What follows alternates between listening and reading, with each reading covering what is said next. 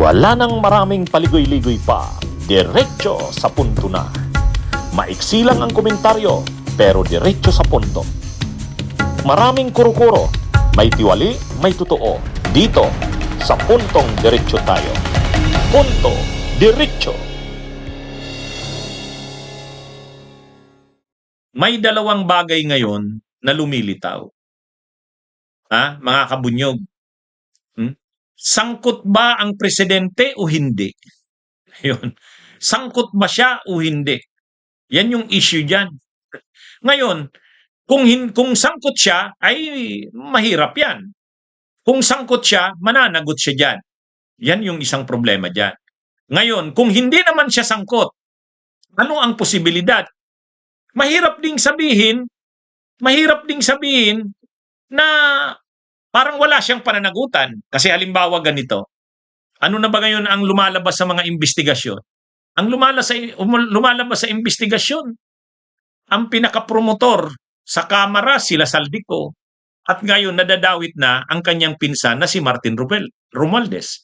Ang tanong, kakasuhan na nga yung dalawa eh. Nirekomendan ng ICI at DPWH na kasuhan yung dalawa. Si Saldico at saka si Martin Romualdez. Ngayon ang tanong, wala bang alam ang presidente sa ginagawa ng dalawa? Nila Saldico at saka ni Martin Romualdez? Talagang ginawa nila yon, sarili lang nila, walang alam ang presidente. Dito naman sa nangyari sa executive, sila Amina Pangandaman at saka sila Lucas Bersamin, nadadawit sa anomalya, kaya nga nasibak. Kaya nga natanggal. Pero ang tanong, hindi rin ba alam ng presidente yung pinagagawa nila Amina Pangandaman at saka nila Lucas Bersamin at saka yung dalawang undersecretaries, yung Yusek Olaybar at saka Yusek Adrian Bersamin? Yan yung ngayon. Kung hindi niya alam yung pinagagawa ng mga yan, yung mga kung nila Martin Romualdez sa Saldico at saka dun sa kanyang sa Malacanang, sila Bersamin at saka sila Amina Pangandaman, kung hindi niya alam yan, incompetent siyang presidente, may pananagutan pa rin siya kasi negligence yun. Kasi dapat bilang presidente, lalo na yung sila Bersamin at saka sila Amina Pangandaman, dapat nasusubaybayan mo ang galaw nila. Kasi ang lalaking pera ang pinag-uusapan dito, bilyon-bilyon. So ibig kong sabihin, alin man sa dalawang bagay na ito, sangkot man siya o hindi, mahirap ang lagay ng presidente. Kasi kung sangkot siya, ibig sabihin, master, pala siya dyan, involved pala siya dyan. Alam, pala yon? Kasi pwede ba siyang masangkot dyan? Oo. Kung babaliktad si Romualdez, si Saldico tinuturo na siya, bumaliktad na. Kung si Romualdez babaliktad, mahirap. Mahirap ng libre ang presidente dyan. Ganon din si Amina Pangandaman at si Bersamin. Paano kung sabihin ni Amina, alam ng presidente yan? O di mahirap na ang lagay ng presidente. Yun yung unang bagay na mahirap na lagay ng presidente. Kung ituro siya ni Amina, ni Lucas Bersamin, at ituro siya ni Romualdez. Kasi tinuturo na siya ni Saldico eh.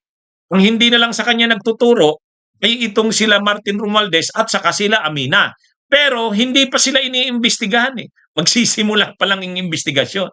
Kaya mahirap. Ang ibig kong sabihin, mahirap ang lagay ng presidente dito. Kapag itinuro siya nila Romualdez at itinuro siya nila Amina Pangandaman, mga kabunyog, mga kababayan, hindi na natin mapipigilan ito, mapipilitan siya niyan mag-resign. Mapipirsa siya niyan. Kaya yan ang una. Pangalawa, paano naman kung hindi naman siya ituro nila Romualdez? Paano naman kung hindi siya ituro nila Amina Pangandaman at Lucas Bersamin? Mahirap pa rin ang lagay ng presidente. Kasi mahirap mo pa rin sabihin na bakit nangyari ang lahat ng yan under his watch as the president? Mayroon pa rin siyang pananagutan, yung kapabayaan niya. Parang inanuhan siya naikutan siya ng mga yan, naging incompetent siya. Bagamat hindi naman yan pananagutang kriminal, bagamat hindi naman siya dyan pwedeng ikulong dahil sa ganon. Pero sa tingin ng publiko, lumalabas siya ngayon, mahina siyang leader.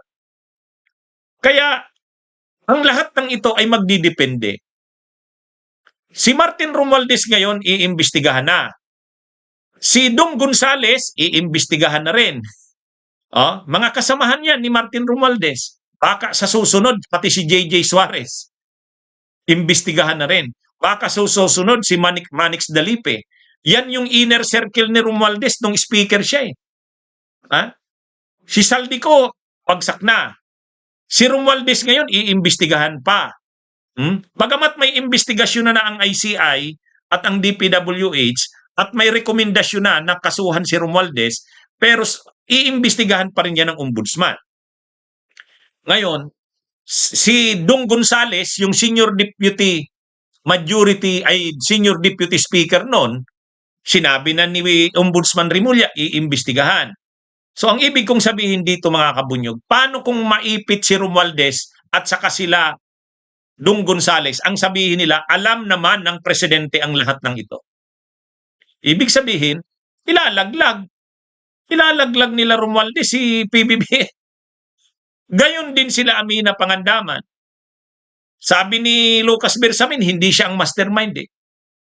Pero didikdikin yung dalawang Yusek, si Cristobal, si Yusek Adrian Bersamin at saka si Yusek Ulaybar.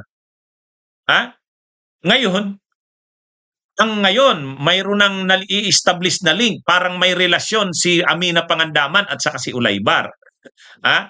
So ngayon, kung may relasyon si Ulaybar at saka si Amina lang ba ang nagplano noon, hindi involved si PBBM? Paano kung sabihin ni Aminang alam ito ng presidente? Kasi ngayon tahimik si Amina Pangandaman eh. Parang siya pa ang mas maraming alam. Kaya mga kabunyog, mga kababayan, ang aabangan natin dito, sangkot ba talaga ang presidente? Sa ngayon wala pang ebidensya. Pero paano kung sa lalim ng investigasyon nito, bumaliktad yang mga yan, ituro ang presidente? Mga kabunyog, mga kababayan, yun ang mahirap. Kapag nangyari yan, magkakagulo ang bansa natin. Kasi hindi papayag yung ang mga DDS, lalo yan magiging maingay na mag-resign na si Marcos. Gayon din yung mga yung mga progresibong grupo, mananawagan na yan, mag-resign na talaga si Marcos. Lalakas yan. Kahit yung military, ngayon may tinutulak na military junta. O mukhang hindi ayaw ng tao sa military junta, mayroon na naman yung caretaker naman daw si Ramon S. Ang. Mayroon na ganoon. Ngayon, hindi yan nakakakuha ng suporta kasi wala pang ebidensya na si PBBM ay sangkot talaga. Paano kung lumabas yung mga ebidensya na sangkot talaga siya? Lalakas siya. Malalagay sa alanganin si PBBM, ma-isolate siya, mahihiwalay siya. Hindi niya nakakayanin ang pressure, baka mag-resign na siya. Ang problema, pag nag-resign siya, ayaw naman ng tao kay Sara. Pero siyempre naman, yung mga pro-Sara naman, i-insist nila. Bakit ayaw niyong sundin ang konstitusyon? Si Sara ang constitutional successor. Hindi niyo na pala igagalang ang konstitusyon? O di ba yun yung sinasabi ni Vic Rodriguez ngayon? In-interview siya ni Carmina Constantino sa programa sa ANC. Nagkasagutan si Carmina Constantino at saka si Vic Rodriguez. Kasi ipagpatuloy natin. So yun yung yan yung Siyempre hindi papayag yung mga DDS na kapag si PBBM ay na-isolate, nalagay sa alanganin, masyado na siyang isolated, weakened na, mapipilitan siyang mag-resign. Siyempre, ang ipaglalaban ng mga DDS, si Sara ang iluklok kasi yan yung constitutional successor. Pero mas marami kasi ngayon ayaw sundin ang constitutional succession eh. Mas marami ngayon ayaw sundin ang constitutional succession.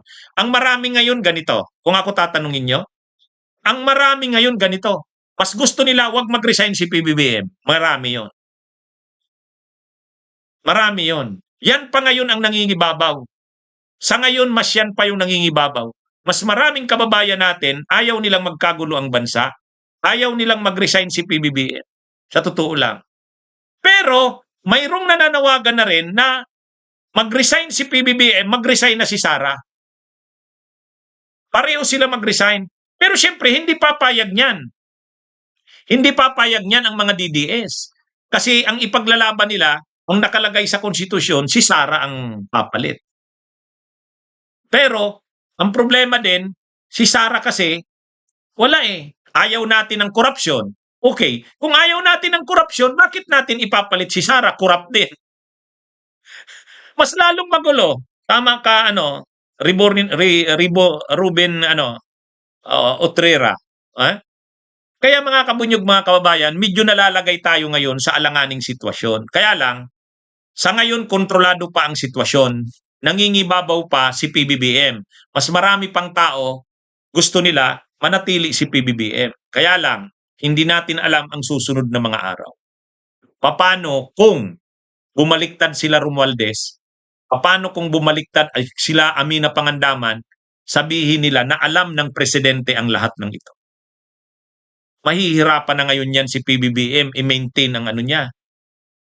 I-maintain kasi ang laging depensa ngayon ng ni PBBM kahit ni Yusek Claire Castro, ang laging sinasabi lang nila, hindi sangkot ang presidente kasi siya nga ang nagpasimula nito. So yan naman yung inaano niya. Hanggang kailan mag-hold yan? Kahit naman si Lacson, naligtas niya ang presidente. Ang ginawa ni Lacson na strategy, tinanggap na mayroon ngang insertions na siningit. Totoo yung sinabi ni Saldico. Totoo rin na may kickbacks na mga pinadala para sa Malacanang. Pero hindi sa presidente yon. Hindi alam ni PBBM yon. Yun ang depensa. Pero hindi pa nagsasalita sila Amina Pangandaman. Hindi pa nagsasalita yung mga Yusek, sila Ulaybar, sila Adrian Bersamin. Hindi pa rin si Saldico ay si Romualdez, ang inaasahan niya, hindi siya madadamay dito. Ang inaasahan niya, maliligtas siya dito. Ang inaasahan niya, si Saldico lang ang malalaglag dito. Eh bakit siya nadamay ngayon? Paano kung sa bandang huli sabihin ni Romualdez, alam ng presidente ang lahat ng ito? Kumbaga malalagay na rin siya sa alanganin, isabi niya na lahat ng para maligtas siya. Or maligtas sila. Or lahat na lang sila managot. Pagka ganun ang nangyari, mahirap. Malalagay sa si PBBM niyan. Hindi niya na kayang i-hold niyan na manatili pa sa puder. Kapag ganun na ang direksyon. Ngayon, paano kung